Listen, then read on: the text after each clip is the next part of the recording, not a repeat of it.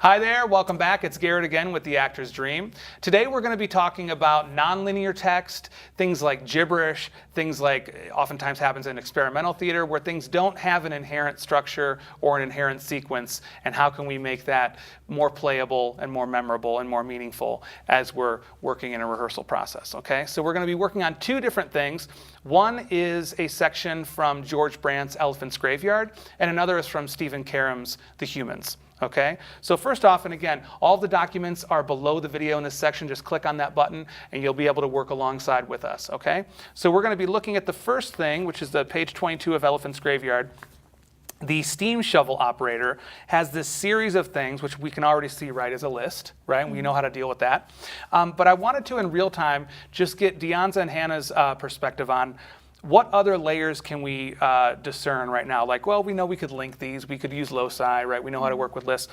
But again, can we save time? Do we need to go through all that? Do we need to create images for every single thing here? Or are there things already in there that we can impose structurally that are going to save us time, make it more efficient and more memorable? So what do you notice off the top? And just throw these out there. I see a story immediately. We have the dig and then a lunch break. More digs, it's dinner. And when you're after dinner, you go home and you drink. And you're tired and you drink. And it builds upon what you're doing in the actions of the story at home. Great. What about you, Hannah? Anything else come up? Yeah, two things. So first of all, there's a certain amount of digs and then lunch, and then another amount of digs. And so instantly you can just, determine how many. And you can chunk them out in a way, right? Exactly. Into kind of smaller pieces, right? So, yeah. So first of all, how many digs do we have in that first one, right? We have 1, 2, 3, 4, 5, 6, right? Then we have lunch, and then we have 4. And then we're dinner, home, drink. And again, to Deonza's point, tired, right? Drink, ache, drink, nothing, drink, nothing, nothing, drink. For that last bit, I kind of felt like it had a kind of like patty cake pattern to it. It's musical. Yeah, where you kind of like, drink, nothing, drink, nothing, nothing, drink, you know? Great. The other thing too here, just to point out, is, you can set up a series of links there if you wanted to, and connect drink with tired, drink with ache, drink with nothing, nothing, and then drink, right? The other thing too, if you wanted to, is you could use loci to do every single one of these, right? And again, it's just about how much time, how hard or challenging is it, and how much time do you really want to devote to it. Okay, so what I'm going to do right now is we're going to stop, we're going to give them a moment to memorize this quickly, and you can do the same at home. And then when we come back, we're going to find out what strategy both of them employed to learn them. Okay, we'll see you in a second.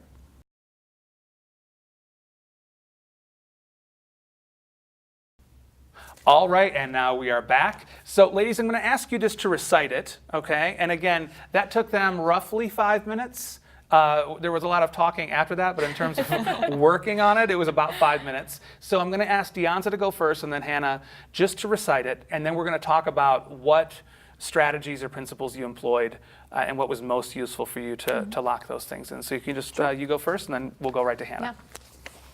Dig, dig, dig, dig, dig, dig, lunch, dig, dig, dig, dig, dinner, home, drink, tired, drink, ache, drink, nothing, nothing, drink. Excellent, excellent. All right. Excellent, excellent. Drink. Whenever you're ready. Drink, drink, drink, drink, drink. Start over. Drink. Dig. Dig! Oh, I'm about the drinking. No, I screwed it up because I threw that in and then you went right in. Totally Love my it. fault. That was hilarious. All right. Okay. An actor prepares. All right. Dig, dig, dig, dig, dig, dig. Lunch, dig, dig, dig, dig. Dinner, home, drink, tired, drink, ache, drink, nothing, drink, nothing, nothing, drink. Awesome. Okay, so Deonza, why don't you start? Just lay it out for us how you personally structured it and what was most helpful. I broke it down into small bite sizes. So I thought of the number 6 digs, lunch, 4 digs, dinner. And then it turned into a little bit of a story. After dinner, you go home, after you go home, you're tired, so you drink, and building upon that, and then just counting out the very last bit, I turned it into a little bit of Hannah's patty cake suggestion, where you have the repetition for that. So I made just small chunks. Right. So again, chunking, which is another useful thing, right? Making it, instead of remembering 6 things, if you know the pattern or if you know the logic of that, you can remember one bigger thing, right? One smaller thing that's composed of those elements, right? And again, once you're home, you created a narrative that was meaningful, right? Great. What about you, Hannah?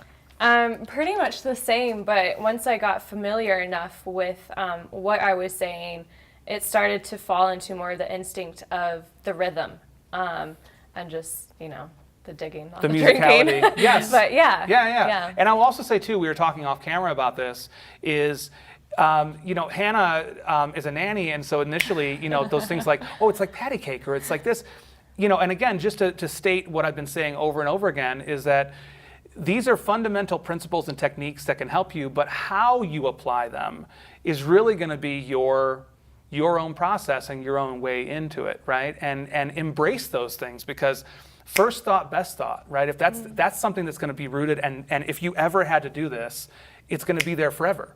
You know what I mean? A year from now, if you looked at this or if you thought about it, you would know, especially those last few, because it's like boom, boom, boom, boom, boom. It's a song, right? Other people are more tactile or more oral or more visual, or musical. We all have our ways of learning and our ways in. And so I would encourage all of you to honor those things and let those things influence how you create this process. Okay? So great. So that's the first thing we talked about, which is related to Elephant's Graveyard. Okay? The second piece in this nonlinear text video, we're going to be looking at the role of Momo in Stephen Karam's The Humans. Okay? So if you can flip to that. Did I give you that yet? Okay, great. So I will get that script, and we will come back in a moment. Welcome. We are back with scripts. So we're going to be looking at The Humans, Stephen Karam's play. Again, it's in the doc, so you can work along with us. This is page 136, and the character of Momo at the top. So we have this chunk right here that we're going to be talking through. And again, I want to get Hannah and Dianza's take in real time, right? They haven't really looked at this yet, of the patterns or the layers or anything that strikes them initially. Then we're going to give them a moment to memorize it, and then we're going to talk about what they employed and what their process was in terms of memorizing. So just at first glance, what things come up initially, if anything? I feel like there's the need to kind of break it down into chunks. Yes. Just instantly looking at it. And inherently, do these lines go together on first glance? Yes or no?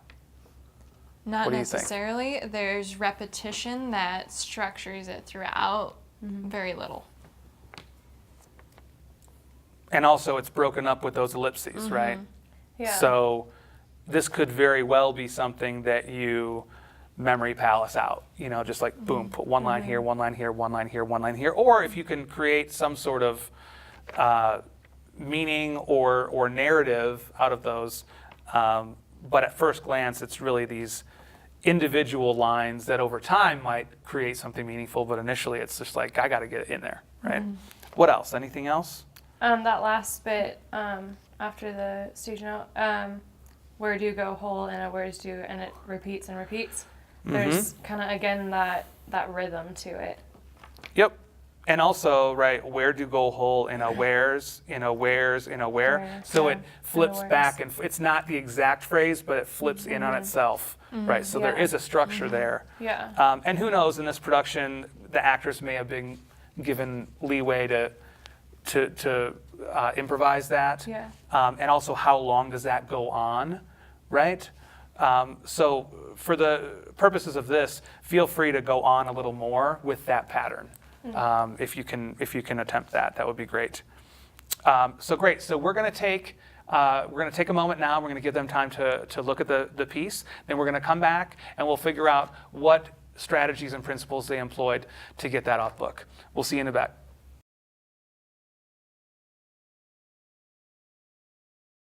All right, and we're back. Now we're going to have them recite the text, and then they're going to talk to us about what techniques or principles or strategies they employed to get off book. Hannah, you want to give it a shot? Do I? All right. Go home to fuck you, you bitch. Ah. Where do you go hole? They're coming to. What's wrong with you? Did this. Ah. Where do go hole where in a where's? Where do go hole in a where's do go hole in a where's do go hole in a where to go hole in a where's do go hole. Great. And on and on and on. I think that's a song. I think we need to, Yeah, that's a top 40 hit waiting to happen. Great.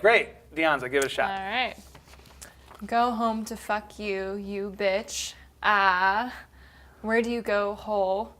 They're coming to. What's wrong with you? Did you? Ah. Where do go hole in a where's? Where do go hole in a where's do go hole in a where's to go hole in a where's do go hole in a where's. Great. So a couple things, or one thing just.